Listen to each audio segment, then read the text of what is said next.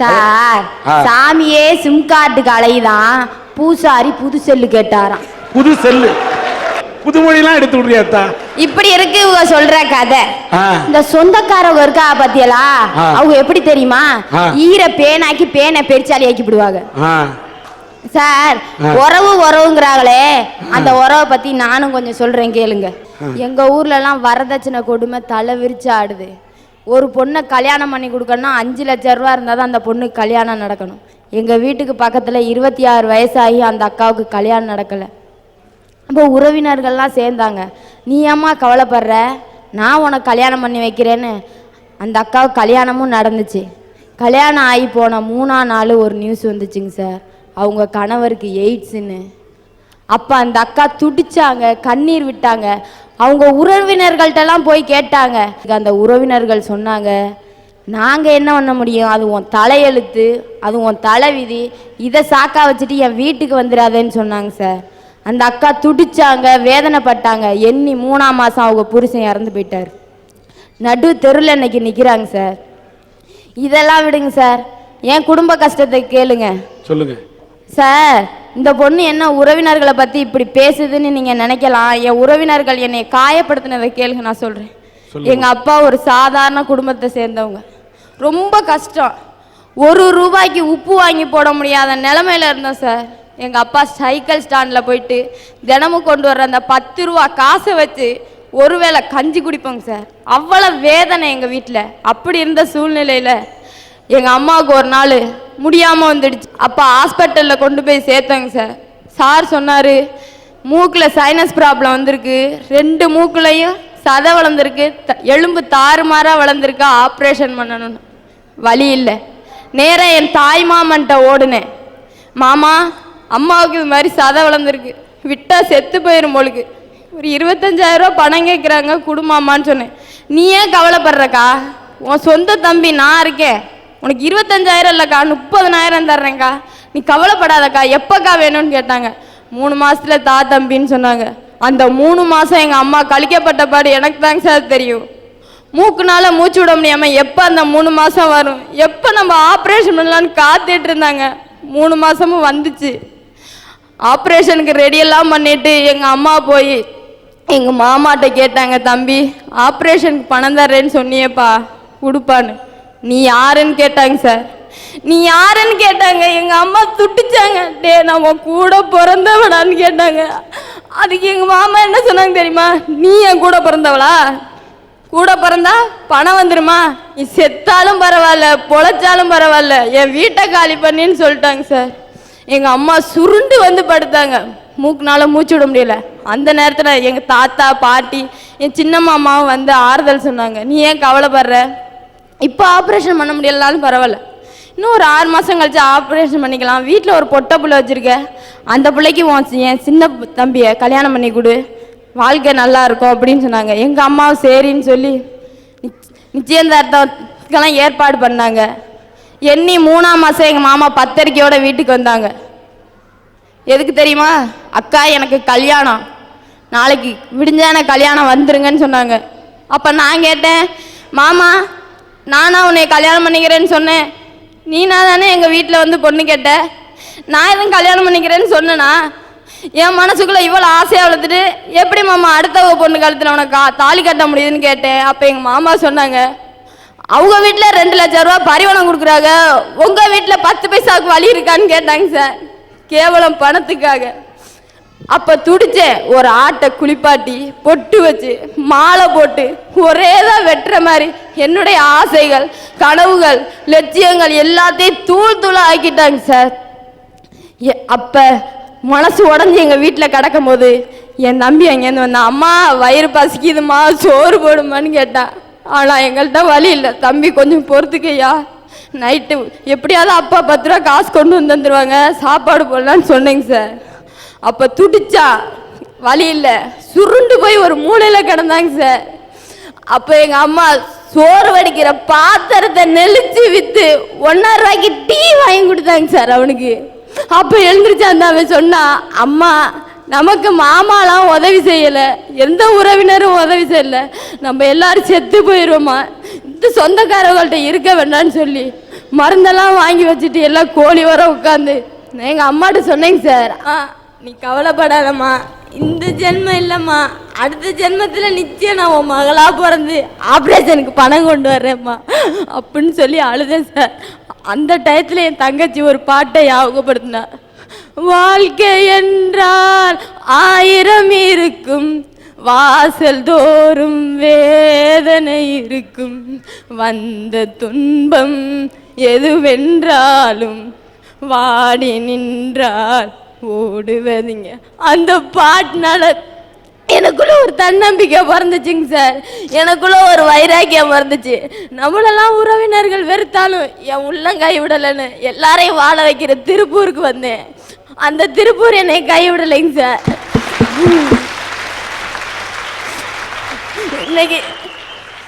இன்னைக்கு நானும் ஒரு கம்பெனியில் சேர்ந்து மாதம் என் செலவு போக எங்கள் வீட்டுக்கு 1000 ரூபா பணம் அனுப்புகிறேன்.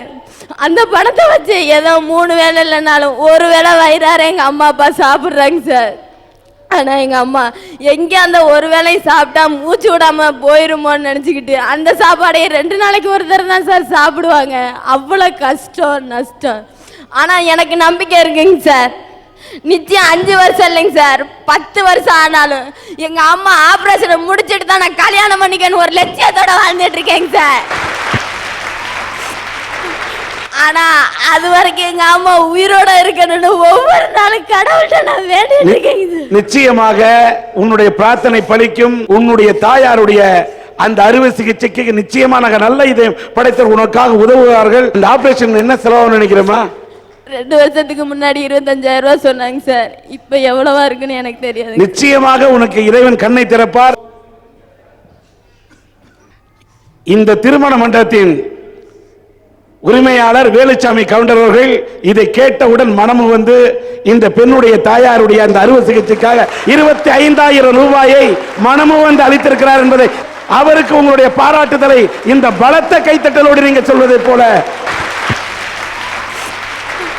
ஐயா, அவங்கள நான் மனுஷனா நினைக்கலையா, தினம் தினம் நான் கும்பிடுற அந்த விநாயகர் பெருமானா நினைக்கிறையா. அந்த விநாயகர் நன்றி நன்றி நன்றி.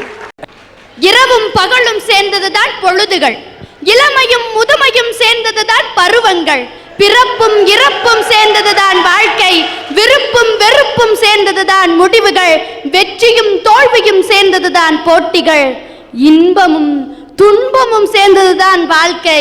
சார், இன்பத்துல கை கொடுக்க எத்தனையோ பேர் வருவாங்க, ஆனா துன்பத்துல கை கொடுக்க வர்றதா சார் உறவுகள். சார், கல்யாண பத்திரிக்கை பார்த்திருப்பீங்க. கல்யாண பத்திரிக்கைன்னா என்ன போட்டிருக்காங்க? சுற்றம் சூழ வருகை தந்தேன்னு போட்டிருக்காங்க. அதுலதான் சார் உறவுகள் இருக்கு. அக்கா ஒரு நிமிஷம், நீங்க எந்த காலத்துல இருக்கிறிய? இன்னும் சின்ன பிள்ளைத்தனமாவே இருக்கிறிய? சொல்லுப்பா. சார், நீ அப்ப பெரிய பிள்ளைத்தனமா ஆயிட்டியா? சரி பேசு சார். ஏன் தெரியுமா பத்திரிக்கையில அப்படி பேர் போடுறாங்க? உறவுக்காக இல்ல, வரவுக்காக. அந்த கொட்டை இடத்துல பெருசு பெருசா போட்டு பாருங்க, அவங்களாம் போய் நிறைய வைக்கணும். அந்த சின்ன இடத்துல சின்ன சின்னதா போட்டு பாருங்க, அவங்களாம் போய் கொஞ்சம் கம்மியா வைக்கணும். நான் நினைக்கிறேன் அவங்க சொந்தக்காரங்க பத்திரிக்கையில் அவங்க வேற முதல்ல போட்டிருப்பாங்க போல, அதான் அனுபவத்துல சொல்றாங்க. சார், ஏதாவது ஒரு கல்யாண பத்திரிக்கை என்னை மாப்பிள்ளையா போடுங்க சார். நல்ல ஒரு பொண்ணா பார்த்து பக்கத்துல போடுங்க சார். நான் சினிமா டைரக்டர். எல்லாம் படம் எடுத்தீங்க உறவுகளை பத்தி. மாப்பிள்ளை அவங்க தானே? ஆமா சார். அம்மாட்ட சொல்லுங்க. இல்ல சார், சாவுட்னா இப்போ கல்யாணம் விடுனா நான் தான் மாப்பிள்ளை ஆகணும், சாவுடலாம் நான் தான் பணமாகணும். வாடறதுக்கான வழியை யோசியா. இவர் ஒரு பள்ளிக்கூட ஆசிரியர். எல்லா உறவுகளுமே அவருக்கு வந்து பிரச்சனைக்குள்ள உறவுகள் என்று சொல்லுகிறார். ஆனால் அந்த கணவன் மனைவி உறவு என்பது எப்படிப்பட்ட உறவு என்பதை எடுத்து சொல்ல இப்பொழுது துளசி என்ற அந்த பெண்ணையும் அவரது கணவரையும் மேடைக்கிறாங்க. உறவு உதட்டளவுல மட்டும்னே, ஆனா நான் என்னுடைய வாழ்க்கையில உறவுகள் எப்படி கை கொடுத்துருக்குதுன்னு நான் அனுபவத்தின் மூலமா உங்களுக்கு சொல்றேன். எங்க அப்பா அம்மாவுக்கு நாங்க 4 பெண் குழந்தைங்க, பையன் கிடையாது, நான் தான் கடைசி பொண்ணு. எனக்கு போலியோ அட்டாக் ஆயிருக்கு. முதலையே எங்க அப்பா லாரி ஆக்சிடென்ட்ல இறந்துட்டாரு. நாங்க 4 பொண்ணுங்க. எங்க அம்மா எங்க அப்பாவோட பணத்தோட அனாதையா நின்னப்போ எங்க பெரியப்பாங்கிற உறவு தான் சார் அங்க வந்தது. எங்களுக்கு கை கொடுத்தது எங்கள் அக்காங்களுக்கு முன்னாடி நின்று கல்யாணம் பண்ணி வச்சாரு. ஒரு வீட்டுக்கு மருமகளாக போனாக்கா அந்த மருமக தான் அந்த அத்தைக்கும் மாமாவுக்கும் பணிவிடை செய்வாங்க. ஆனால் எங்கள் வீட்டில் எங்கள் அத்தையும் மாமாவும் என்னையும் உட்கார வச்சு எனக்கு பணிவிடை செய்வாங்க. இந்த நேரத்தில் எங்கள் வீட்டுக்காருக்கு ஆக்சிடெண்ட் ஆயிடுச்சு, கால் எலும்பு முடிஞ்சிருச்சு. எல்லாரும் பரிதாபப்பட்டாங்க. எனக்கு இப்படியே இருக்கு, அவருக்கு இப்படியே இருக்கு, எப்படி குடும்பம் ஓடுன்னு எல்லாரும் பரிதாபிச்சப்போ எங்கள் மச்சாண்டாருங்கிற உறவு நான் கொஞ்சம் நாங்கள் இருந்த நகைகளையும் விற்று பணத்தை கொண்டு வந்தாரு. எங்கள் கொழுந்தனார் என்னும் உறவு வேலை செய்கிற இடத்துலேருந்து அட்வான்ஸ் வேணுந்து அப்பயே கொடுத்தாருங்க. அப்போது அவருக்கு கை கொடுக்க நான் வேலைக்கு போகணுங்கிறதுக்காக நான் வேலைக்கு போனேன். நாத்தனார் கூட வேலைக்கு போய் 2 மாசத்துல ஒளி ஆட்டாக்கான அதே காலு எனக்கு திரும்பவும் விபத்து ஏற்பட்டு முட்டைக்காலுக்கு மேலே எலும்பு நொறுங்கிடுச்சு. நானும் எங்கள் நாத்தா 2 பேர் போகும்போது அந்த மாதிரி ஆயிடுச்சு. 2 பேரும் ஒரு குடும்பத்தில் 2 பேரும் போய் ஹாஸ்பிட்டலில் சேர்ந்தோம். 1 லட்ச ரூபாய்க்கு மேலே செலவு சொல்லிட்டாங்க. என்ன செய்யறதுன்னு எங்களுக்கு யாருக்குமே ஒன்றும் தெரியல. அப்போ நாங்கள் வேலை செஞ்ச தொழிலாளர்கள் எல்லாம் ஒன்று சேர்ந்து பணம் கொஞ்சம் திரட்டி கொடுத்தாங்க. நான் சொன்னேன், எனக்கு கல்யாணம் ஆயிடுச்சு, குழந்தை பிறந்துச்சு, அந்த பொண்ணை எங்கள் நாத்தனாரை பாருங்கன்னு நான் சொன்னேன். ஆனால் எங்கள் நாத்தனார் சொன்னாங்க, எனக்கு காப்பாற்றலைனாலும் பரவாயில்ல, அன்னைக்கு குழந்தை இருக்கு, குடும்பம் இருக்கு, அவங்க குழந்தைங்கள பார்த்துக்கணும், அவங்களுக்கு ஆள் நல்லா இருக்கணும், அவங்களே பாருங்கன்னு அவங்க சொன்னாங்க. அப்புறம் 2 பேத்தையும் காப்பாத்துறதுக்கோசரம் எங்க கணவர் எல்லா ஃபைனான்ஸ்லயும் ஏறி இறங்கி வட்டிக்கு கடன் வாங்கி எங்க ஆபரேஷன் முடிஞ்சு வீட்டுக்கு வந்துட்டோம். நீங்க துன்பத்துல கை கொடுக்கற உறவை பத்தி நீங்க கேக்குறீங்க. என் வாழ்க்கையே துன்பமாயிருச்சு. இதுல எப்பவுமே உறவு கொடுக்கறது எங்க அம்மா, என் கணவர். நான் பிறந்ததுல இருந்து கருவுல இருந்ததுல இருந்து 28 வருஷமா என் கூடயே இருந்து என் எல்லா துன்பங்களுக்கும் கை கொடுக்கற எங்க அம்மா.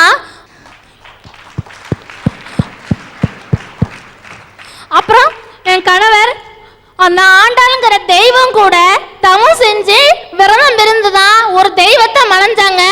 ஆனா சாதாரண மனுஷியானா எந்த தவம் செய்யாமலேயே ஒரு தெய்வத்தை கல்யாணம் செஞ்சிட்டு இருக்கேன்.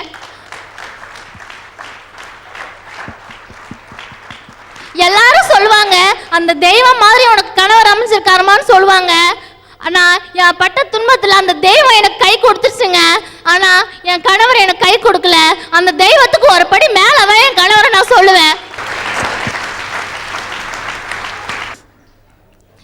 எல்லாம் சொல்றாங்க கல்யாணம் புதுசுல இன்பமா இருக்கும், பிறகு துன்பமா இருக்குன்னு. எங்களுக்கு கல்யாணம் ஆகி 10 வருஷம் ஆயிடுச்சுங்க. இந்த 10 வருஷமா அவருடைய பாசம் எனக்கு அடிப்பட்ட பிறகு இன்னும் ஜாஸ்தியா தான் ஆகி குறைய, இம்மி அளவுக்கு கூட குறைய கிடையாது. 10 வருஷம் இல்லை, இன்னும் 100 வருஷம் ஆனாலும் அவருடைய அன்பு மாறவே மாறாதுங்க. இப்படி ஒருப்பட்ட கணவனாக இப்படிப்பட்ட ஒரு பெண்ணுக்கு இருக்கிறது பெரிய ஐடியா. உன்னை பாராட்டுறேன். உங்க பேர் என்ன தம்பி? என் பேர் ஜவஹர்லால். ஜவஹர்லால்.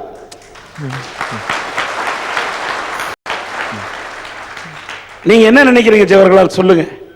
வேற ஒரு நல்ல பெண்ணை மறந்திருந்தால் இந்த அளவுக்கு வாழ்ந்திருப்பான்னு தெரியாது. இந்த பொண்ணை கட்டிக்கிட்டதில் நான் ரொம்ப நல்லா வாழ்றேன். இன்னும் இந்த ஜென்மம் இல்லை, 7 ஜென்மம் எடுத்தாலும் இதே பொண்ணு தான் எனக்கு மனைவி வரணும். இந்த பெண்ணுடைய இந்த துளசியின் கண்ணீர் நிச்சயமாக துடைக்கப்படும் என்று உறுதியாக நான் நம்புகின்றேன். சவுத் ரோட்டரி மூலியமாக 15,000 அவர்களுக்கு அன்பளிப்பாக கொடுக்கணும். 15,000.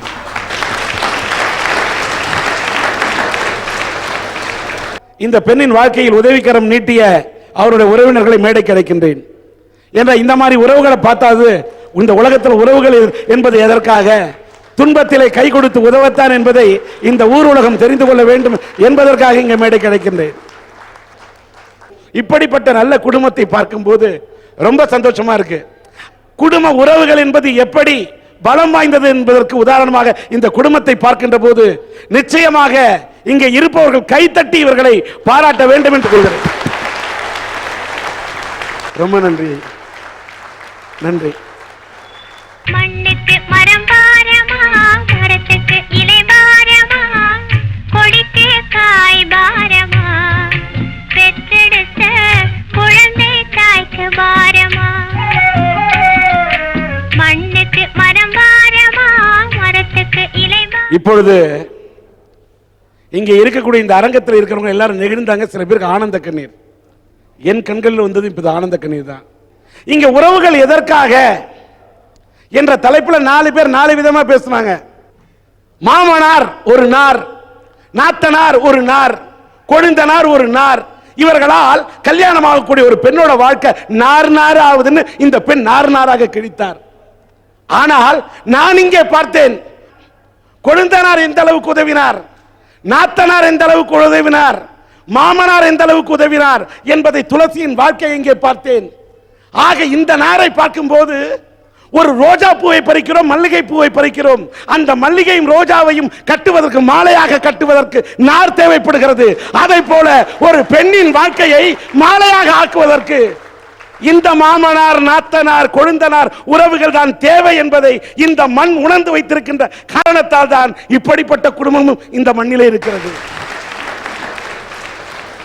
இங்க நல்ல கணவன் நல்ல மனைவி இருந்தா கூட பரவாயில்ல, தன்னுடைய மனைவி கால் ஊனம், ஊனம் என்று சொல்லவே எனக்கு நாக்கு கூசுகிறது. ஆனால் தன் தாரத்தை பாரமாக நினைக்காமல், தாரத்தை நடக்க விடாமல் சுமந்து சென்றானே ஒரு கணவன்.